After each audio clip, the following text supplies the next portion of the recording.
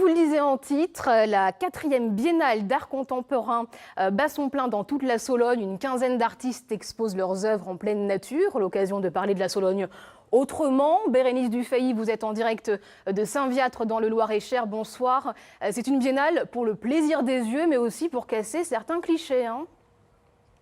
Oui, en quelque sorte, Rebecca, souvent quand on parle de la Sologne, on l'associe à trois choses, les résidences secondaires, les fameuses résidences secondaires, les étangs et la chasse. Alors, pour casser cette image un petit peu vieillotte de ce territoire, eh bien, l'art contemporain s'est invité un peu partout dans la Sologne, 20 lieux, 50 artistes à découvrir. Tout de suite, reportage, et on se retrouve juste après avec mon invité.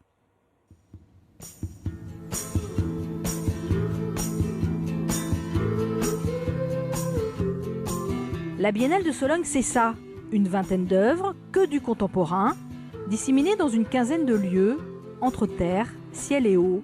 Une biennale pour que la Sologne, réputée secrète, rayonne au-delà de son territoire.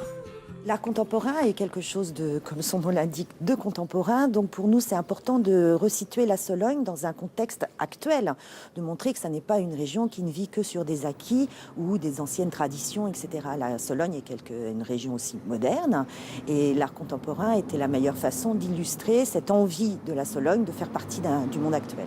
Marsillois, Parisiens, Italiens, Bulgares ou Hollandais, chaque artiste a choisi son cadre. Pour Jacques Rieu, ce fut la Maison du Cerf. Une sculpture monumentale de 3,70 m, une espèce de totem mi-végétal, mi-animal, travaillé à partir d'une bille de chêne sologno, agrémentée d'os. Pourquoi cette passion pour les os? C'est la forme, hein, simplement. Quand on s'intéresse à la sculpture, on s'intéresse à la forme, à la plastique. Et donc l'os, qui est une forme qui est régie par des muscles, qui a une structure, parle forcément à un sculpteur, quoi. Après, dans l'histoire de l'art, l'os a toujours été les vanités du 19e, a toujours été interprété ou copié. C'est un sujet, j'ai envie de dire, classique, sauf que moi, peut-être, je l'ai poussé un peu plus loin, puisque moi, je travaille même avec des bréchets de poulet, des choses comme ça. Pour cette 4e édition, les artistes avaient l'obligation de créer une œuvre en lien avec la nature. Des lieux publics, mais aussi privés. Cette année, 2 châteaux ont ouvert leurs portes à la Biennale, comme ici à Villebourgeon avec l'œuvre d'un physicien, d'O. Delaunay. Vous ne pouvez pas la louper, 7 lettres géantes de 4 mètres de haut pour former le mot nature. Bonsoir Kin Soulal. Bonsoir. Alors vous êtes dessinatrice, photographe, sculpteur et vous participez à la Biennale de Sologne. Vos œuvres sont juste derrière nous sur cet étang à Saint-Viâtre. C'est quoi? Des ronds, des flotteurs, c'est quoi? Ce sont des miroirs posés au ras de l'eau qui permettent de refléter le ciel. Alors c'est en verre? Oui, exactement. Ce sont vraiment des miroirs en dur. Et comment ça tient? Ça flotte. Il y a tout un système en fait de petits flotteurs qui sont fixés en dessous avec des mousses qui permettent de maintenir le miroir à la surface au ras de l'eau. Alors vous l'avez intitulé couverture de survie? Non, pas du tout. Ah, ce n'est pas grave. Ça s'appelle Deux concerts. Deux concerts. Et pourquoi? Parce que j'ai lu que les titres, c'était très important pour vous. Oui, j'aime bien qu'il y ait une sorte de juste mot entre l'objet et la sculpture, mais aussi, par exemple, l'espace dans lequel il se trouve.